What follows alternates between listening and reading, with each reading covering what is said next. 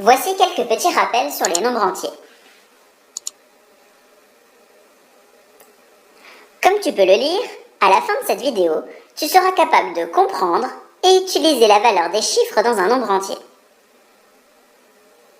Pour écrire n'importe quel nombre, tu disposes de 10 chiffres. Tu les connais très bien.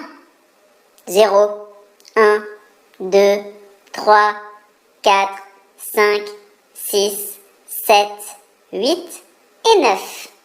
Pour compter, notre système se base sur le principe de paquet de 10. C'est pourquoi nous parlons d'un système décimal. Le préfixe déci, qui vient du latin, signifie dixième. La place de chaque chiffre dans un nombre est importante, car c'est elle qui indique sa valeur de la droite vers la gauche. Unité, dizaine, centaine. Notre système de numération est donc aussi de position.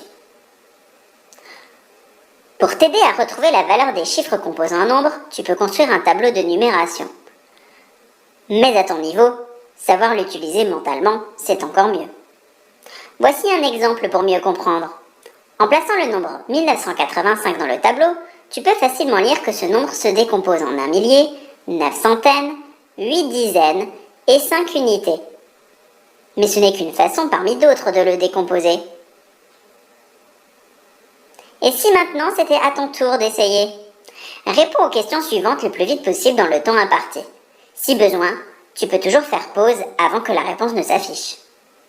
Voici la première question.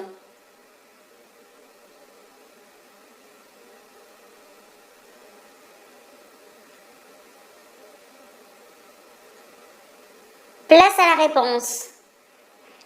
Grâce au tableau de numération, tu peux vite lire que le chiffre des centaines est 8.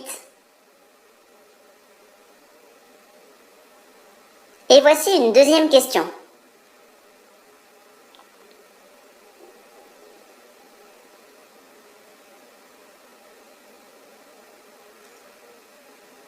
Place à la réponse. Ici, il fallait bien lire la question. On te demandait le nombre de centaines, c'est-à-dire combien de centaines en tout composent ce nombre. Il y en a donc 205. Ça y est, te voilà normalement prêt pour le travail qui t'attend en classe. Mais n'hésite pas à revoir cette vidéo autant de fois que tu en auras besoin.